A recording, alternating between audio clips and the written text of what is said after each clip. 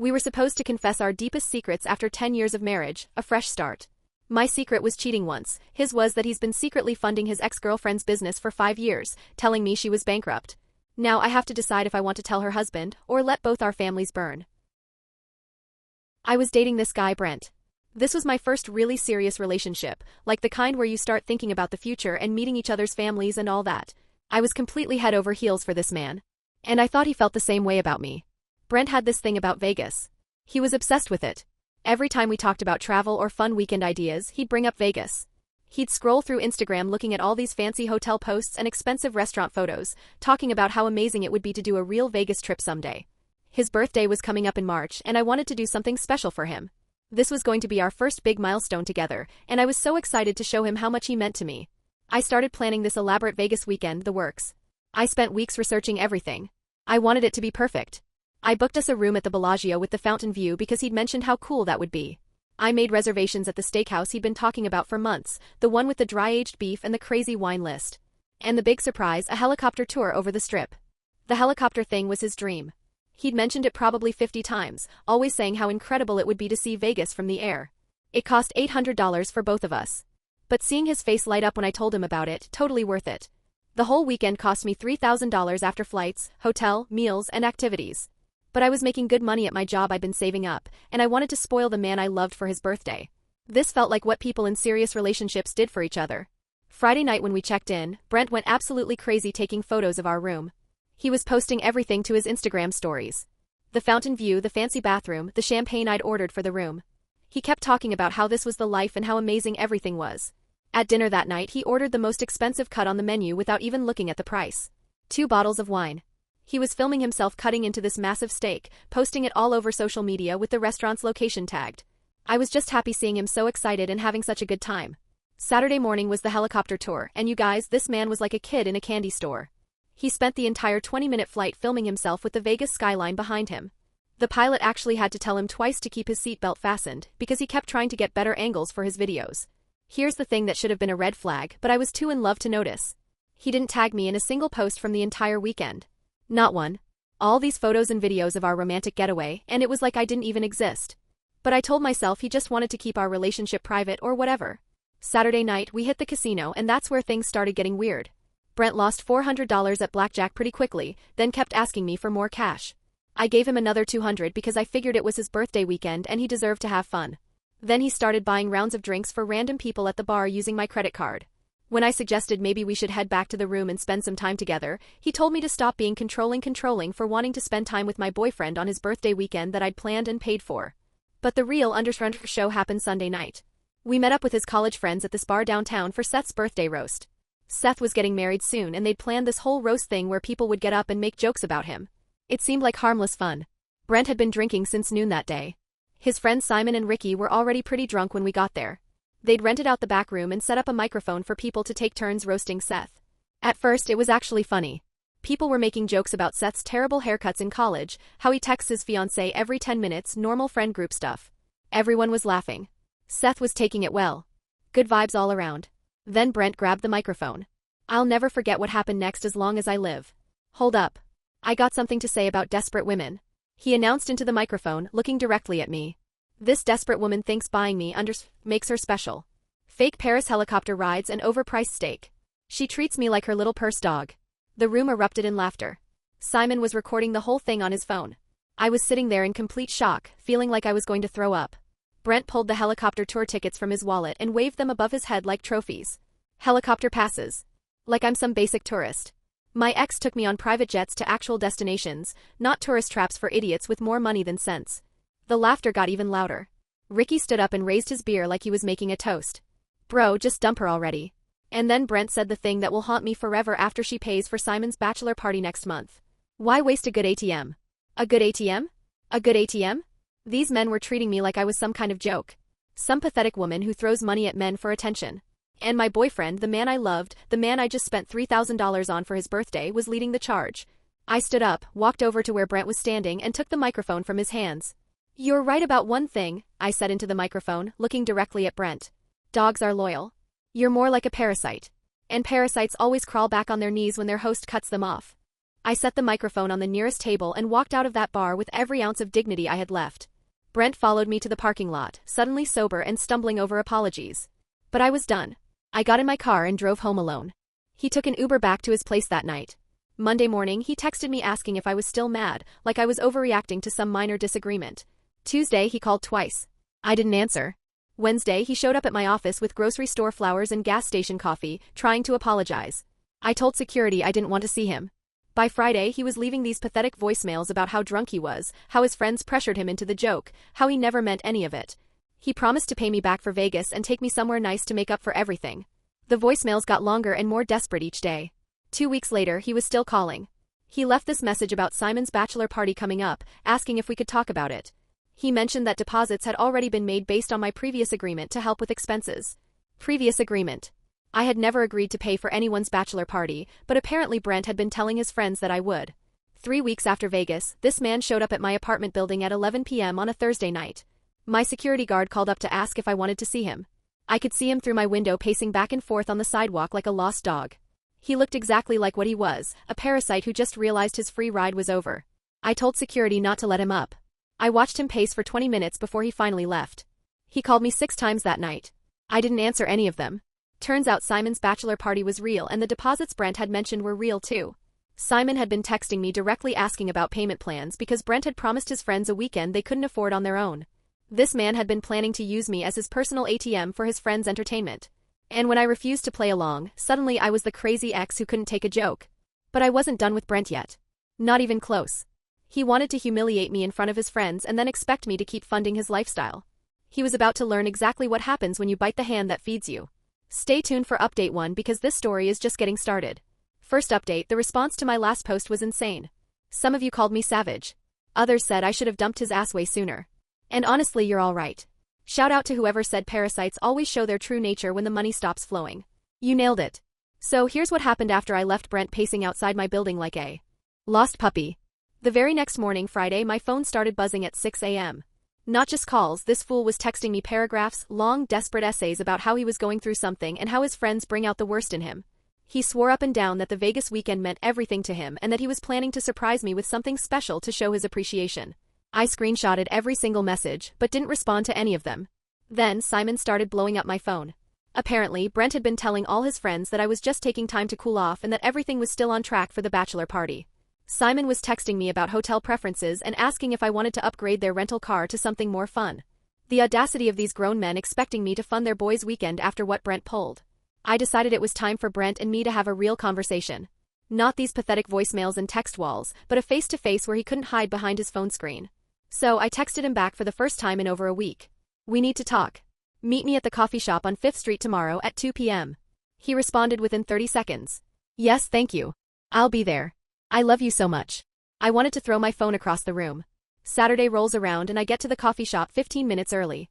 The second he saw me, his whole face lit up like I was his salvation. He practically ran over to my table and immediately started word-vomiting apologies before he even sat down. How sorry he was, how drunk he'd been, how his friends were jealous of what we had and were trying to sabotage us. He kept reaching across the table trying to grab my hands while I sat there stone-faced. Babe, please. You have to understand.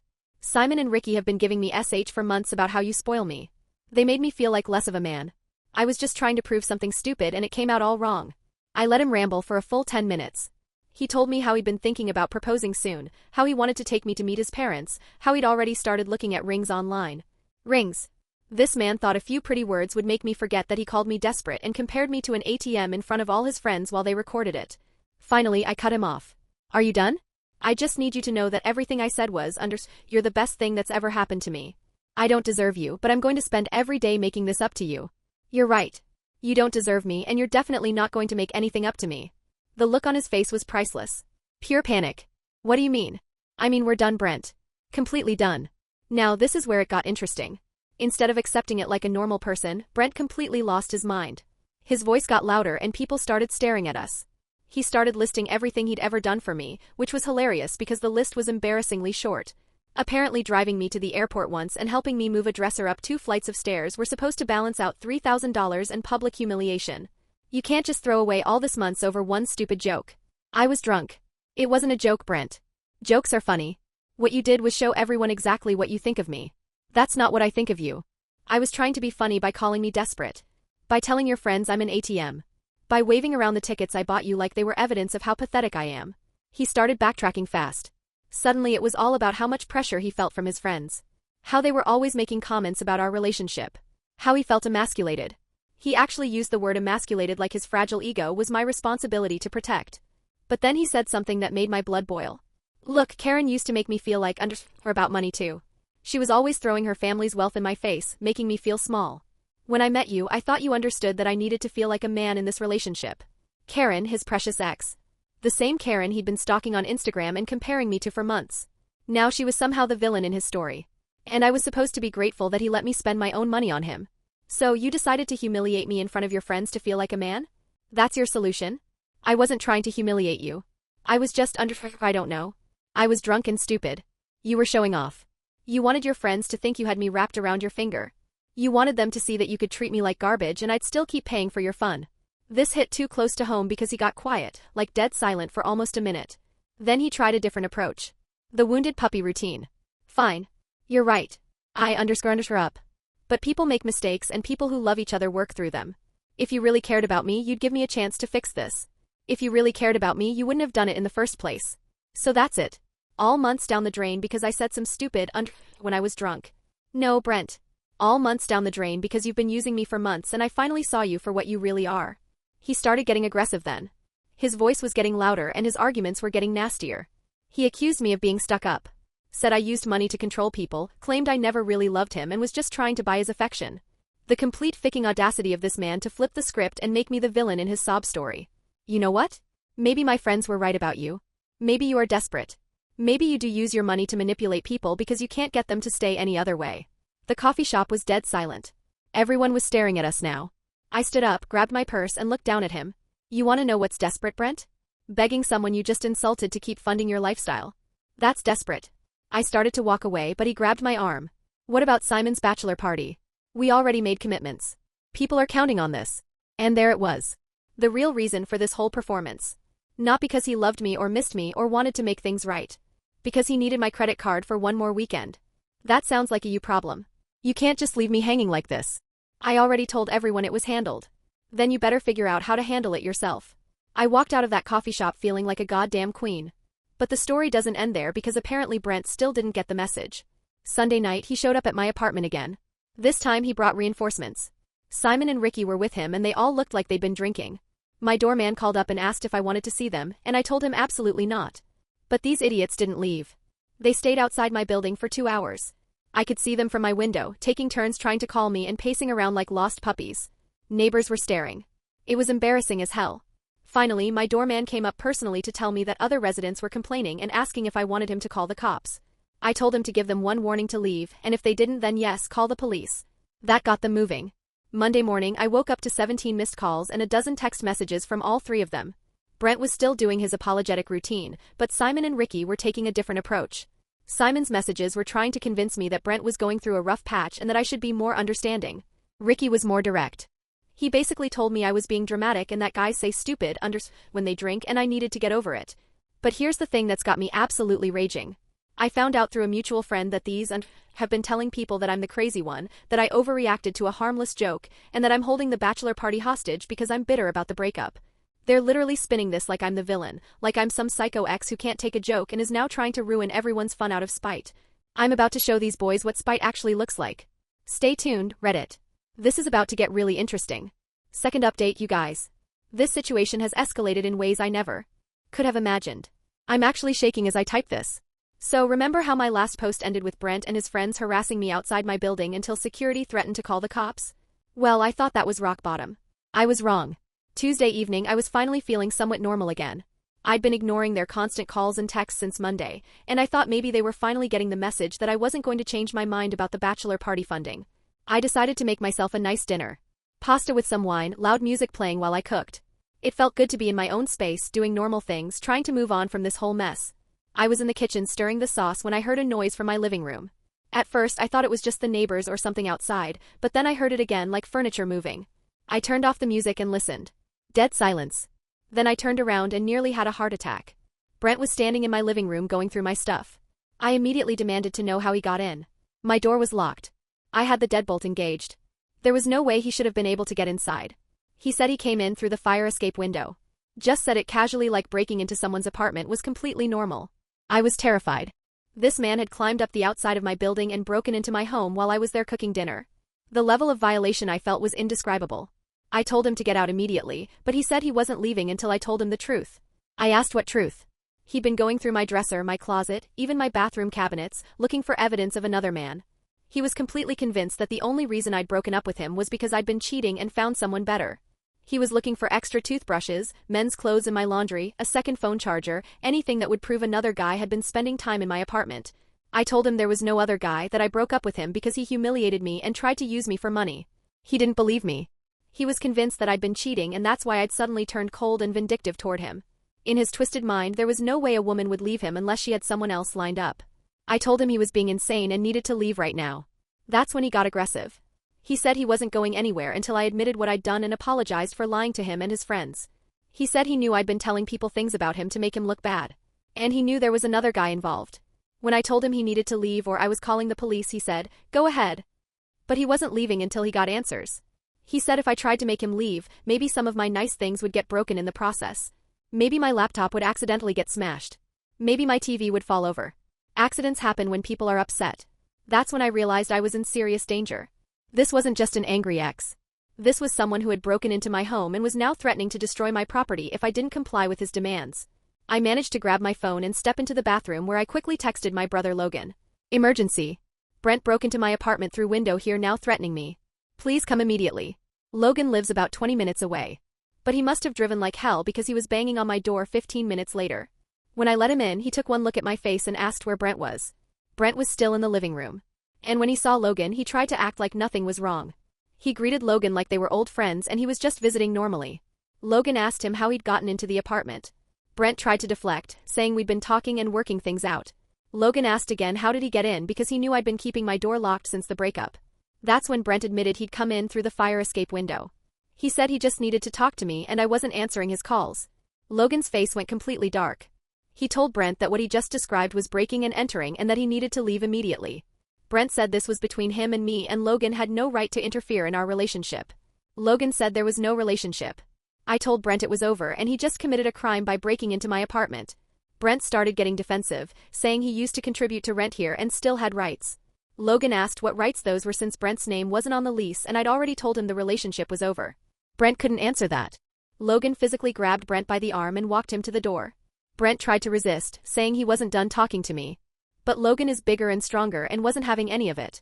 Logan literally pushed him out of my apartment and told him if he ever came back, if he ever contacted me again, if he ever so much as drove by my building, Logan would call the police and press charges for breaking and entering, trespassing, and harassment.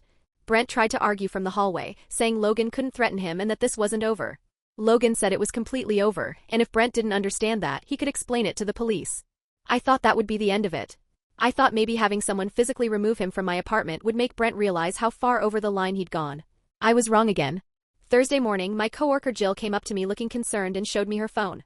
And I swear to God, I almost fainted when I saw what was on her screen. These absolute idiots had made a TikTok about me. I'm talking a full production, guys. Simon's account with a title like "When Good Men Get Destroyed by Ungrateful Women." And it was using my face, my photos, my life to create this completely fictional story about how I'm some cheating, gold-digging girl who destroyed an innocent man. They'd taken photos from our relationship, pictures I thought were private moments between us, and edited them with text overlays and dramatic music to make it look like Brent was this devoted boyfriend working multiple jobs to support me while I was this cold, materialistic who used him and threw him away for someone richer. None of it was true. Not a single word. But it looked convincing. They'd crafted this whole narrative about modern women being selfish and disloyal, and they were using my face as their poster child for everything wrong with women today. The video had over 5,000 views, and I was hyperventilating reading the comments. Hundreds of people calling me a gold digger, saying I looked like the type to do this trash. People were sharing stories about their own crazy exes and using me as validation for their misogyny. But here's what really sent me into a panic. People in the comments were saying things like, someone should make a compilation of women like this, and this needs to go on YouTube, and she should be famous for being such a terrible person. I was terrified that this was going to spread beyond TikTok. What if someone took this and put it in one of those YouTube compilations about crazy exes? What if it ended up on Reddit or Twitter or Facebook? What if my coworkers saw it or my family? The thought of my parents seeing this video, of them thinking even for a second that any of this might be true, made me want to throw up. What if my boss saw it? What if future employers found it when they Googled my name? These idiots were trying to destroy my entire reputation with lies, and there were thousands of people believing every word of it. I was shaking so hard I could barely hold my phone. Jill had to sit me down and get me a glass of water because I looked like I was about to pass out. I was done. I looked up Simon's family online, found his parents' address, his mom's Facebook, his dad's workplace. These people needed to know what their son was doing with my photos and my life. And they needed to know right now. Friday afternoon, I drove to their house. It was in a nice suburb, well-maintained lawn, the kind of neighborhood where reputation matters. When Simon's mom answered the door, I introduced myself politely and explained that I needed to speak with her about a video her son had posted online using my photos without permission. I showed her the TikTok on my phone and explained how Simon, along with my ex-boyfriend and their friend, had been creating this video about me after I refused to pay for their bachelor party. Mrs. Anderson's face went white as she watched the video. She asked if Simon had really made this. I confirmed that he had and explained that using someone's photos without permission to create false narratives could be considered defamation, and I was considering legal action. She immediately called Simon on FaceTime right there in her living room with me sitting next to her. When Simon's face appeared on the screen and he saw me sitting next to his mother, he looked absolutely terrified. His mom asked him what this video was about and why he was using this young woman's photos to make up stories about her. Simon tried to explain that it wasn't what it looked like, that I'd ruined their friend's bachelor party and they were just trying to show people what really happened. His mom said she didn't care what happened with any party. She wanted to know if he'd used my photos without permission to make up lies about me cheating on my boyfriend. Simon admitted they were trying to show people what kind of person I really was.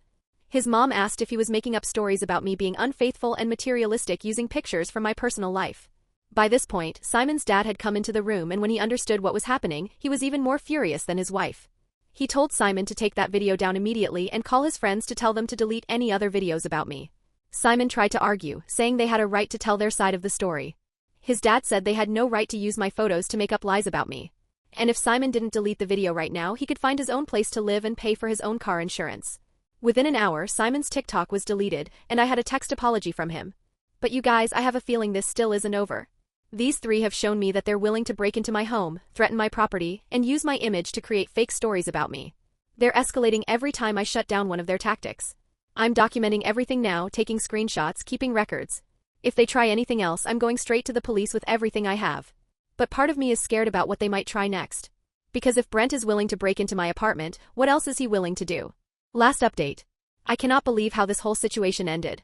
I'm still processing everything that happened, but I promised you all an update and this story is finally over. First, thank you to everyone who commented on my last post. The support has been incredible. And to those of you who said I should go to the police about the break-in, I tried. I really did. 2 weeks ago, after Logan kicked Brent out of my apartment, I went to the police station with photos of my wrists and a detailed report about him breaking in through the fire escape. I was ready to press charges for breaking and entering, trespassing, all of it. But here's the thing about apartment buildings. Security cameras don't cover every angle. The side of my building where the fire escape is located, no cameras, none. The police said without video evidence or witnesses, it would be his word against mine about how he got into the apartment. They took my report seriously, don't get me wrong. They said they'd talk to him and document everything. But pressing charges, they couldn't guarantee anything would stick without solid proof he'd actually broken in rather than just being let in. I was frustrated as hell, but I figured at least now there was an official record of his behavior. If he tried anything else, the pattern would be documented. For about 10 days after that, things were relatively quiet. No more TikToks. No more showing up at my building. No more break-ins. I started to think maybe they'd finally gotten the message and would leave me alone. I should have known better. Last Saturday, I was at the mall with my friend Yasmin. We went to high school together and try to catch up every few weeks. We were just walking around shopping, catching up on life when we decided to grab some food at the food court. We got our orders and were looking for a place to sit when I saw them. Brent was at a table near the back with some woman I didn't recognize. At first, I only saw her from behind. Long dark hair, laughing at something he was saying. He was being all flirty with her, playing with her hair, trying to tickle her sides. The whole gross routine he used to do with me when we first started dating. My first thought was good for him. Maybe now he'll leave me alone. My second thought was wondering who the hell would want to date him after knowing what kind of person he was. Then the woman turned around to grab something from her purse, and I nearly dropped my It was Samantha. Samantha, Ricky's girlfriend of like 2 years. I grabbed Yasmin's arm and whispered that we needed to sit where we could see them, but they couldn't see us. Yasmin asked what was wrong and I pointed them out, explaining who they were. Yasmin's eyes went wide when I told her that was my ex with his friend's girlfriend. We sat down and I just watched them for a few minutes, trying to process what I was seeing. This wasn't friendly conversation between friends. This was full-on romantic thing. He had his arm around her. She was leaning into him. He kissed her cheek and she was giggling like a teenager. Then I remembered my phone and started recording. I got about 3 minutes of video, him feeding her food from his plate, her sitting basically in his lap, more kissing, the whole disgusting display.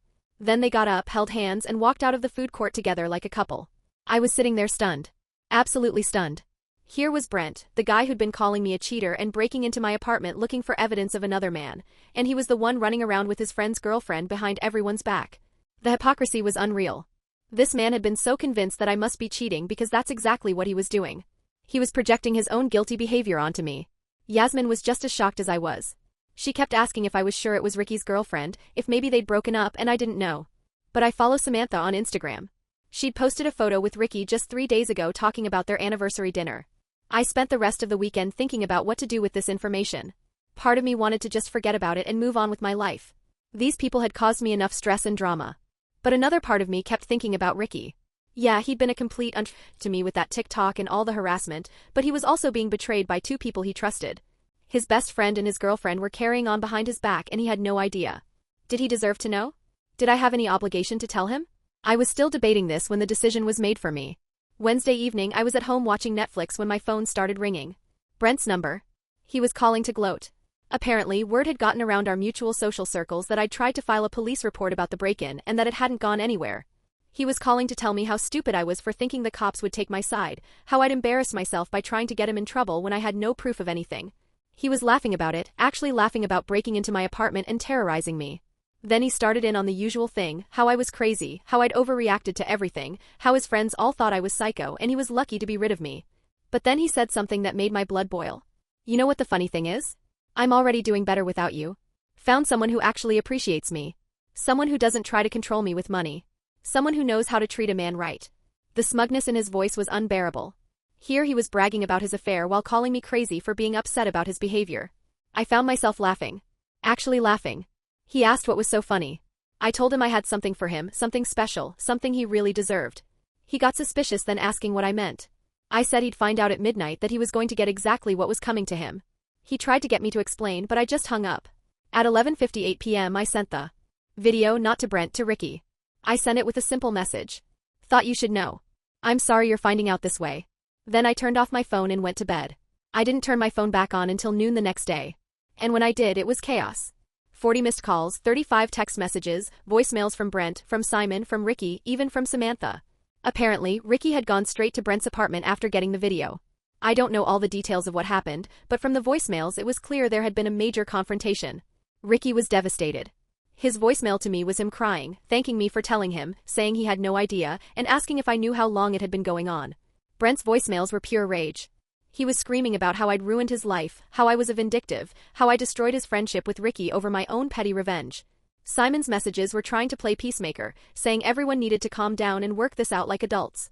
Samantha's messages were begging me not to tell anyone else, saying it wasn't what it looked like, that she and Ricky were having problems and she'd made a mistake. But the most interesting messages were the ones that came later in the day. Apparently, after confronting Brent, Ricky had gone home and confronted Samantha. She confessed that the affair had been going on for over a month. Since before the Vegas trip, since before Brent and I had even broken up, which meant Brent had been cheating on me while I was paying for his birthday weekend, while I was planning nice things for us, while he was calling me desperate and clingy behind my back. The timeline was becoming clear. Brent had been having an affair with his best friend's girlfriend. Probably felt guilty about it and projected all that guilt onto me by becoming convinced that I must be cheating too. When I broke up with him, he couldn't accept that it was because of his own shitty behavior. He had to believe there was another man involved because that's exactly what he was doing. By Thursday evening, their entire friend group was in chaos. Ricky had broken up with Samantha and wasn't speaking to Brent. Simon was trying to stay neutral, but was clearly uncomfortable with the whole situation. Other friends were taking sides, asking questions, demanding to know who knew what and when. Friday morning, I got one final call from Brent. He asked if I was happy now that I'd destroyed everything. I told him I hadn't destroyed anything. I'd just shown people the truth about what he was doing. He said it wasn't supposed to happen like this, that things with Samantha just got complicated and he never meant for anyone to get hurt. I asked him how long he'd been planning to cheat on me. He said it wasn't like that feelings just developed over time and he didn't know how to handle it. I asked if he was cheating on me during the Vegas trip. Long silence. Then he admitted that he and Samantha had been talking for weeks before Vegas, that they had kissed for the first time the night before we left for the trip. So there it was. While I was planning his birthday weekend, booking helicopter tours, making dinner reservations, spending $3,000 to make him happy, he was already involved with someone else. The Vegas humiliation, the breaking and entering, the TikTok campaigns, all of it.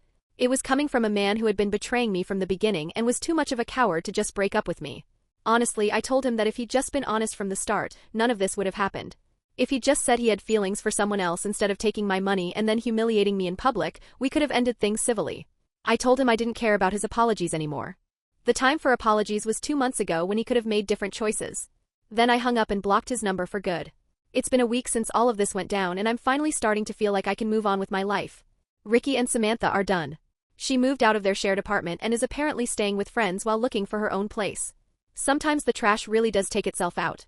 You just have to be patient enough to let it happen. It's finally over and I can honestly say I'm happier now than I've been in months. Reddit, you're the